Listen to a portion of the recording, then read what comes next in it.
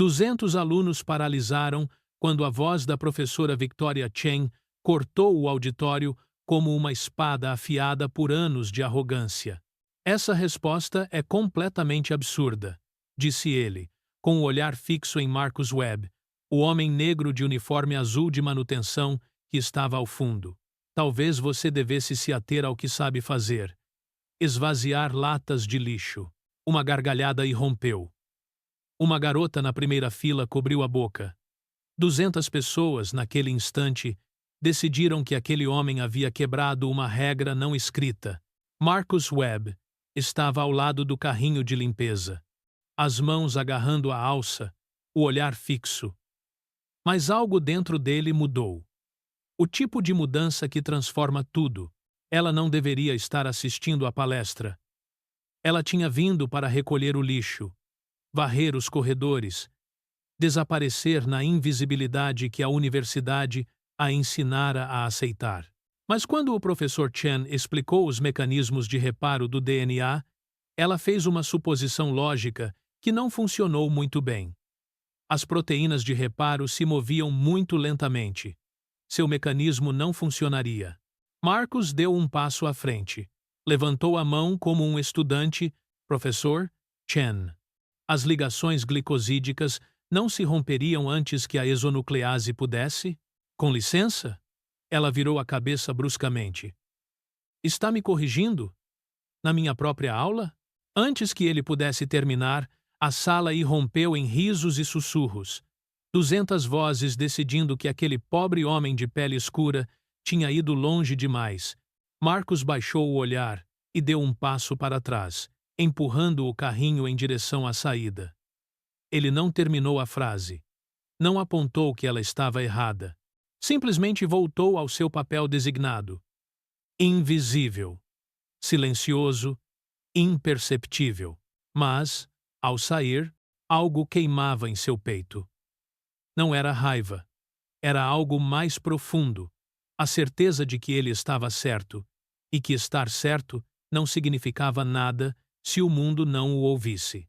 Marcus morava a 19 quilômetros de distância, em um bairro onde as casas eram antigas e as ruas estavam cheias de pessoas que faziam exatamente o que ele fazia.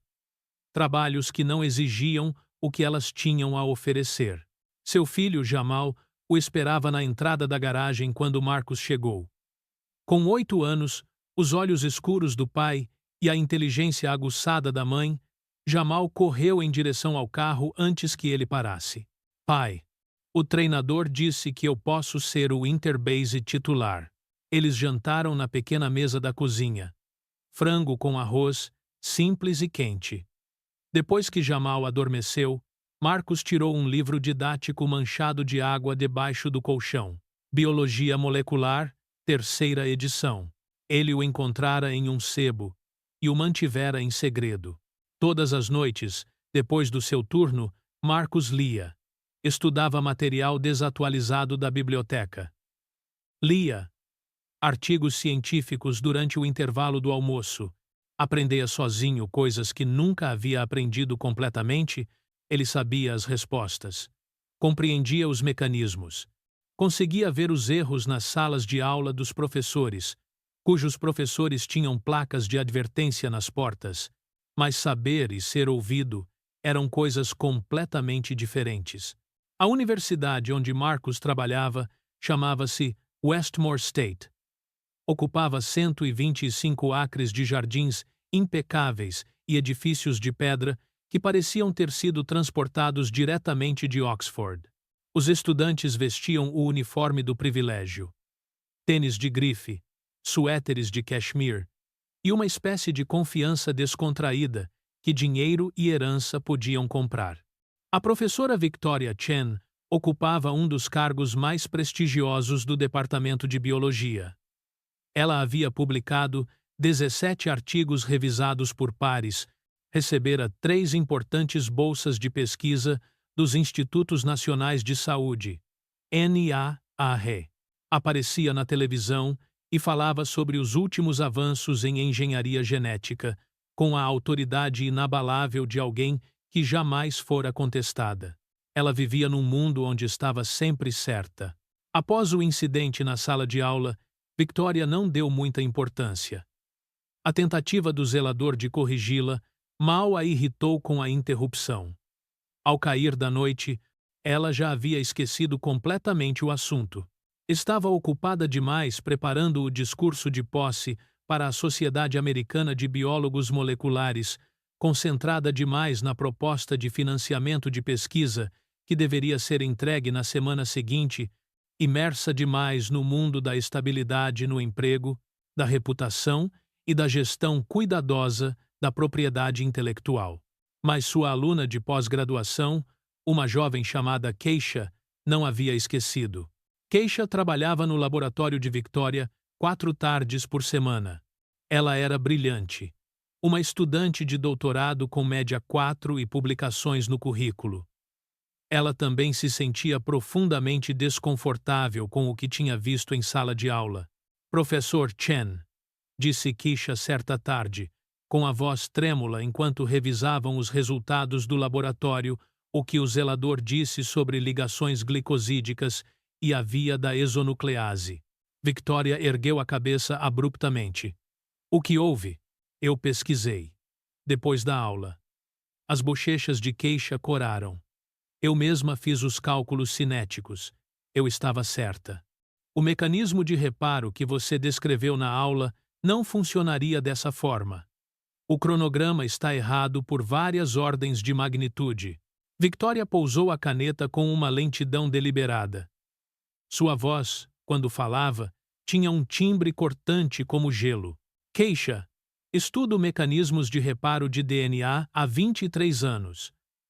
Publiquei mais pesquisas sobre esse assunto do que o zelador provavelmente leu em livros inteiros. Se eu cometesse algum erro, o que não aconteceu, seria uma pequena simplificação pedagógica, não um mal-entendido fundamental. Ele fez uma pausa. Ficou claro? Keisha assentiu rapidamente, mas não acreditou no que Victoria estava dizendo. E Victoria também não, sendo honesta consigo mesma, o que quase nunca fazia. Naquela noite, Victoria sentou-se em seu escritório, um amplo espaço, em um canto do 4º andar do prédio de ciências, repleto de livros e certificados de premiação, e com uma janela com vista para o pátio, e abriu suas anotações de aula. Ele encontrou a seção que Keisha havia questionado. Leu-a. E então, com um pressentimento, abriu um livro de biologia molecular e começou a revisar a cinética. Os números não batiam.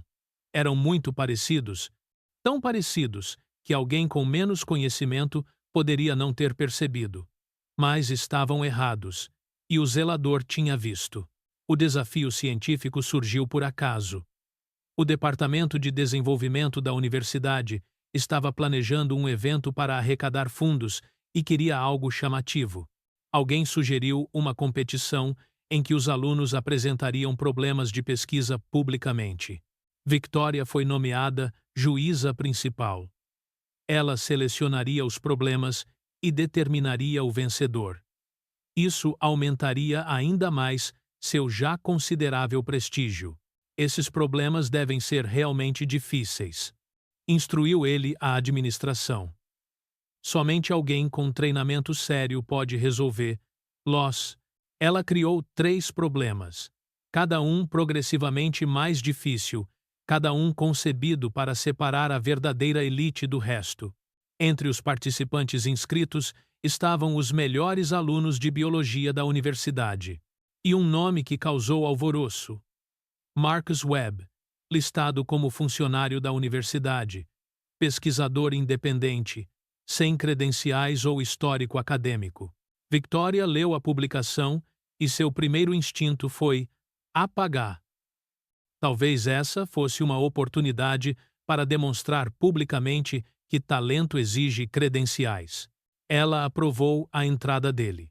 Na manhã do desafio de ciências, o auditório estava lotado com 200 pessoas, estudantes inscritos como espectadores, professores ansiosos para ver qual de seus alunos se destacaria, doadores em ternos caros e joias. A imprensa local, sempre ávida por notícias sobre a universidade, Marcus chegou com 30 minutos de antecedência. Ele vestia o mesmo uniforme azul de manutenção que usava todos os dias, pois não havia trocado de roupa. Suas mãos estavam limpas, ele as lavara cuidadosamente antes de vir, mas tinha uma pequena cicatriz na junta do dedo indicador esquerdo, resultado de uma queimadura antiga, uma lembrança de uma vida diferente, de um Marcus diferente que trabalhava em cozinhas de restaurantes enquanto estudava para as provas. Jamal estava na plateia. Marcus havia combinado com um vizinho para que ele trouxesse o filho, na esperança de que o menino visse o pai fazer algo corajoso. Os 3 concorrentes foram apresentados. Sofia Rodrigues, uma estudante de pós-graduação com mestrado pela Universidade de Stanford. James Chen, sem parentesco com Victoria, um brilhante aluno de graduação do programa de honra da universidade. E Marcus Webb, o supervisor de manutenção noturna da universidade. O público não sabia se devia ficar confuso ou divertido. Victoria subiu ao pódio, impecável em um elegante terno cinza, e explicou os parâmetros. 3 problemas. 2 horas para resolvê-los. As soluções seriam avaliadas com base em sua precisão, metodologia e capacidade de defender a abordagem perante um painel de juízes especialistas. Esses problemas, anunciou Victoria, representam a fronteira da pesquisa em biologia molecular. Espero nada menos que um pensamento rigoroso e sofisticado. O primeiro problema surgiu nos telões gigantes que ladeavam o palco. Era o sequenciamento de DNA, especificamente o desafio de identificar mutações em uma nova sequência patogênica. Uma tarefa complexa. Biologia de nível universitário, que exigia conhecimento de bioinformática e análise estatística. Os 3 competidores ocuparam seus lugares em estações separadas, cada uma com papel, canetas e acesso a um computador com ferramentas básicas de pesquisa. Sofia começou imediatamente, seus dedos deslizando pelo teclado. James pegou anotações de seu trabalho, a testa franzida em concentração, e Marcus, por um instante, simplesmente ficou imóvel. Ele fechou os olhos. Em sua mente, ela não estava mais no auditório. Estava em um refeitório perto da Universidade Howard, onde passara incontáveis horas estudando com outros estudantes de medicina, ficando acordada até tarde, porque não tinha quarto no alojamento estudantil. E ir para casa significava admitir que o emprego de enfermeira de sua mãe, no 3º turno, não lhe proporcionava comida suficiente. Estava na biblioteca, às 2 da manhã, revisando exercícios com a fome que só surge quando se sabe o que está em jogo se você falhar. Ele abriu os olhos e começou a escrever. Enquanto Sofia se baseou em métodos computacionais, Marcus abordou o problema desde a base. Ele delineou a mecânica biológica, a provável evolução da sequência patogênica e os padrões que logicamente emergiriam. Ele não utilizou todas as ferramentas de pesquisa à sua disposição. Ele refletiu. Exxon, Ada, A.G.A. Bund. 45 minutos depois, ele obteve sua resposta. Sofia continuou trabalhando. James já havia preenchido várias páginas, mas continuava riscando coisas e recomeçando. Marcus recostou-se e olhou para o relógio. Quando o tempo acabou, as 3 soluções foram recolhidas. Os juízes, incluindo Victoria e 2 pesquisadores visitantes de instituições de prestígio, examinaram os trabalhos. A resposta de Sofia estava correta, obtida por meio de uma sofisticada análise estatística. A resposta de James estava incompleta. E a resposta de Marcus, embora não convencional, não só estava correta, como foi desenvolvida por meio de um raciocínio de simplicidade quase elegante. Interessante, murmurou um dos juízes visitantes. Uma abordagem diferente da que eu esperava, mas a lógica é sólida. O maxilar de Victoria se contraiu. O segundo problema era mais complexo. Um cenário envolvendo o dobramento de proteínas e a previsão de como uma mutação genética afetaria a função da enzima. Novamente, Sophia o abordou de forma sistemática. Novamente, James teve dificuldades. E novamente, Marcus analisou o problema de uma maneira que lhe permitiu encontrar o padrão subjacente. Sua segunda solução não só estava correta, como também era perspicaz. O terceiro problema era aquele que Victoria havia concebido como uma verdadeira armadilha. Exigia conhecimentos que esses competidores não deveriam possuir, pressupostos derivados de pesquisas avançadas que nem mesmo estudantes de pós-graduação compreendiam completamente. Era o tipo de problema que provaria definitivamente que a educação formal importava, que as credenciais não eram meramente decorativas, mas essenciais para a compreensão da ciência complexa. Em outras palavras, foi especificamente projetado para derrotar Marcus. Sophia trabalhou nisso metodicamente, aplicando todas as técnicas que havia aprendido em seu programa de pós-graduação. James fez anotações e depois largou a caneta, derrotado.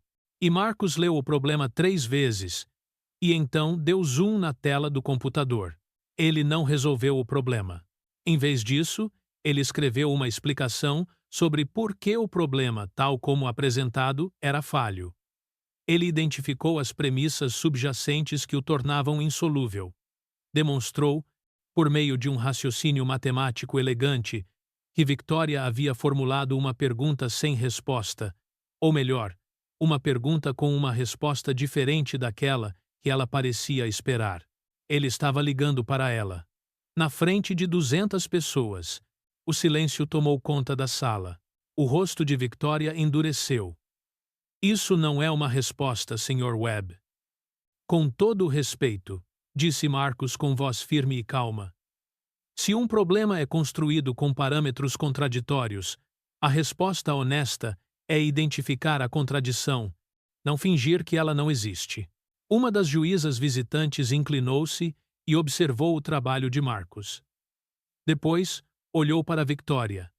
Abriu a boca, fechou-a e voltou a concentrar-se nos papéis à sua frente. Teremos que deliberar, anunciou Victoria. Os resultados serão anunciados em 1 hora. Durante aquela hora, Marcus esperou em uma pequena sala verde com os outros competidores. Sophia estava ao telefone, enviando mensagens de texto. James olhava pela janela, e Marcus pensava em Jamal, em como seu filho estava quando subiu ao palco. Sua expressão era uma mistura de orgulho, preocupação e uma espécie de esperança desesperada. Os juízes se reuniram no escritório de Victoria. Os pesquisadores visitantes não ficaram satisfeitos. Uma delas, a Dro. Patricia Okonkwo, da Johns Hopkins, havia examinado o terceiro problema de Victoria mais detalhadamente. Essa restrição aqui, disse ele, apontando para uma linha na declaração do problema de Victoria, não faz sentido biológico, dados esses outros parâmetros. Eu verifiquei com a literatura recente. É contraditória. Victoria sentiu um calor subir ao peito. É um problema de raciocínio, projetado para testar o pensamento além do óbvio. O projeto é ruim, disse o Dr. Okonkwo, sem rodeios. E o zelador percebeu. A tensão no ar tornou-se visível, como algo vivo. A vencedora, disse Victoria finalmente, elevando a voz, é óbvia. Sophia Rodrigues resolveu corretamente os 2 primeiros problemas, utilizando as metodologias apropriadas. Ela merece o prêmio. Mas o terceiro participante demonstrou um raciocínio mais profundo. Protestou o Dr. Okonkwo. Ele identificou uma falha fundamental no criador do problema. A competição visa solucionar problemas, não criticá-los, disse Victoria friamente. Ele disse isso com tanta convicção que os juízes visitantes entenderam. Não se tratava de ciência. Era algo completamente diferente. Quando os resultados foram anunciados, Sophia foi declarada a vencedora. Ela receberia a bolsa de estudos, a oportunidade de pesquisa e o reconhecimento. Seu talento era evidente, e ela o havia conquistado com justiça. Mas quando os aplausos cessaram, Adroto Okonkwo se levantou. Ela era uma mulher de estatura baixa, com cabelos grisalhos e olhos escuros, com vasta experiência em ciência e no meio acadêmico.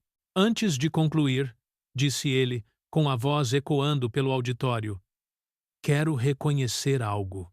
Hoje, houve outro competidor que demonstrou algo que não via há muito tempo.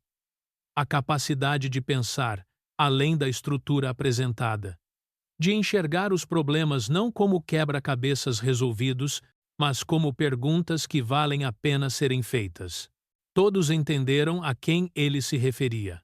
Quero também salientar, continuou ele, olhando diretamente para Victoria. Webb identificou corretamente uma falha lógica em um dos problemas da competição. Na ciência, isso se chama precisão. Isso se chama rigor. Essa é a base de tudo o que fazemos. O auditório se agitou. As pessoas começaram a murmurar, a se olhar com uma compreensão recém-descoberta. Victoria permaneceu sentada, imóvel, com o rosto cuidadosamente inexpressivo. Após o evento, assim que o público se dispersou, Adroto Okonkwo abordou Marcus no corredor. Sua assistente a seguiu com uma pasta. Quero falar com você sobre algo, disse ele. Você vem comigo? Eles encontraram uma sala de aula vazia. Adro Okonkwo estava sentada em uma mesa, fazendo um gesto para que Marcus se sentasse à sua frente. Você aprendeu errado, disse ele sem rodeios. Quero dizer, o sistema. Você aprendeu bem, mas aprendeu errado sobre como o sistema funciona. Ele fez uma pausa. Posso perguntar por que você não terminou a faculdade? Marcus se viu contando a ela sobre Jamal, sobre as contas médicas, sobre a decisão entre continuar estudando e salvar o filho. Ele ouviu a voz dela tremer levemente e a tranquilizou. Você tomou a única decisão possível, disse Adroy Okonkwo, e continuou se aprimorando apesar de um sistema criado para impedi-la. Ela abriu a pasta que sua assistente lhe entregou. Quero lhe oferecer algo. Uma vaga de pesquisadora no meu laboratório em Johns Hopkins. Em tempo integral. Providenciaremos para que você também faça aulas. Conseguiremos o plano de saúde do Jamal pela universidade e transferiremos seu histórico acadêmico de Howard para que você possa obter credenciais que correspondam às suas habilidades. Marcus não conseguia falar. Pense nisso, disse o Dr. Okonkwo. Converse com seu filho. Me avise. Mas ele não precisava pensar. Ele sabia. Jamal chorou quando Marcus lhe contou. Não eram lágrimas de tristeza, mas daquele tipo de lágrimas que brotam quando algo grande demais para compreender finalmente vem à tona. Você não vai mais ser zelador? Perguntou Jamal. Não, disse Marcus, abraçando o filho. Seu pai voltará a ser cientista. A transição levou tempo. Marcus pediu demissão do cargo na universidade. Mobiliou seu pequeno apartamento. Matriculou-se em aulas noturnas na Johns Hopkins para concluir sua graduação. Aceitou a vaga de pesquisador oferecida pelo Dr. Okonkwo.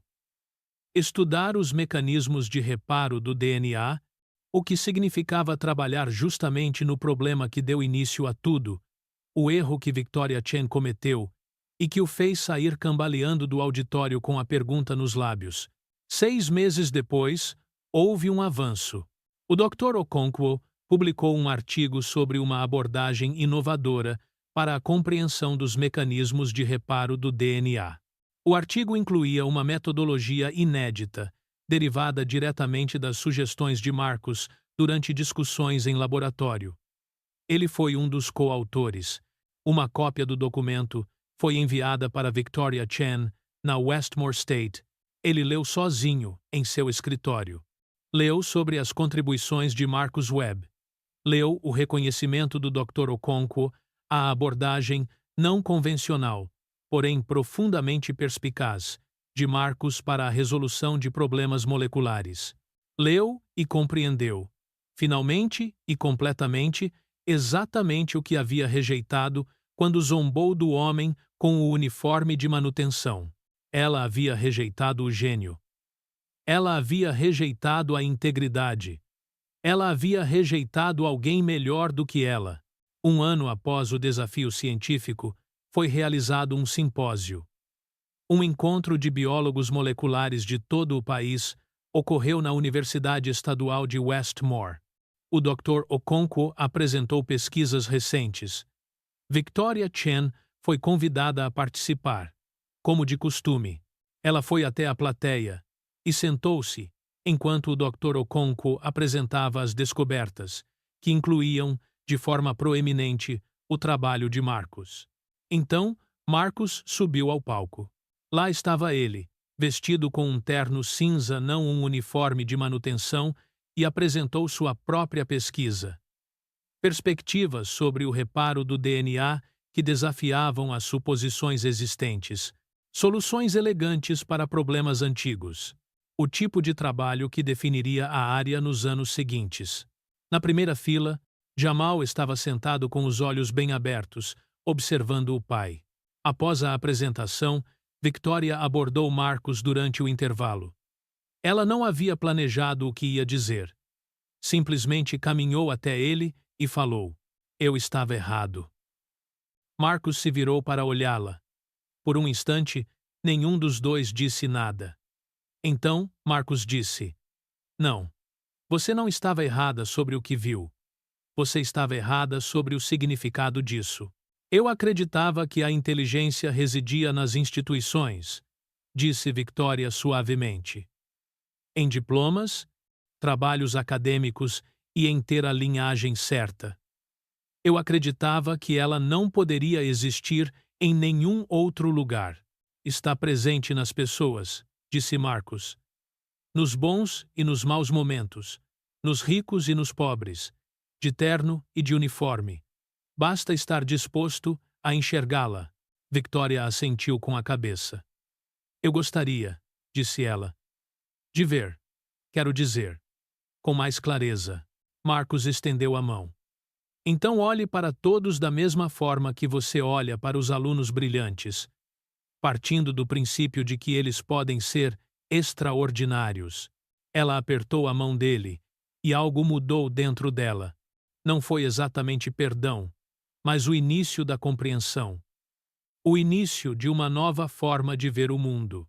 5 anos depois, Marcus Webb obteve seu doutorado em biologia molecular.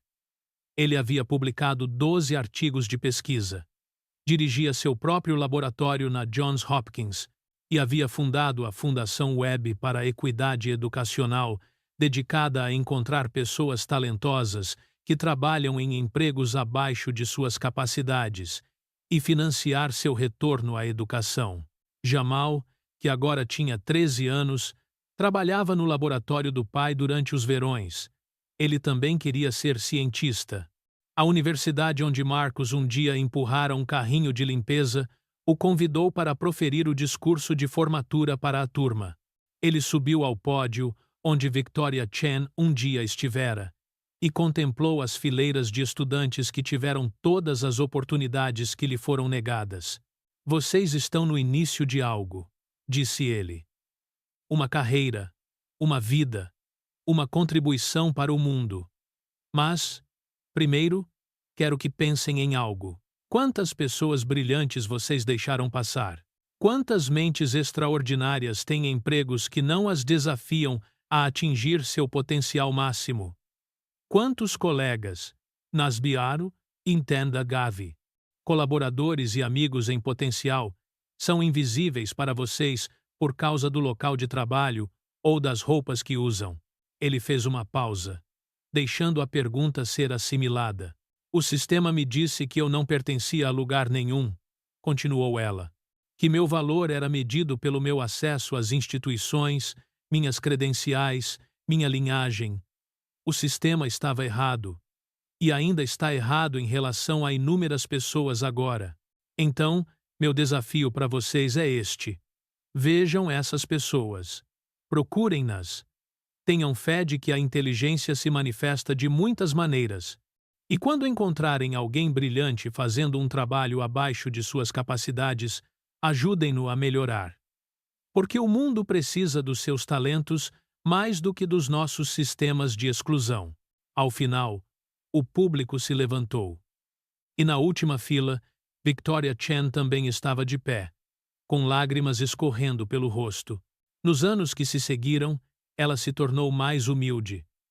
Fez cursos sobre preconceito e privilégio, reavaliou suas próprias suposições, tornou-se o tipo de educadora que buscava talento em todos os lugares, não apenas onde a sociedade dizia que deveria encontrá-lo.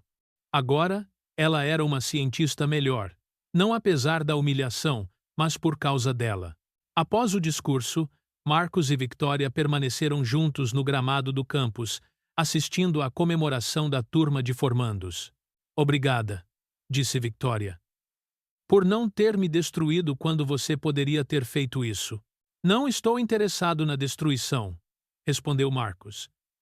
Estou interessado na mudança. Você mudou o mundo, disse Victoria.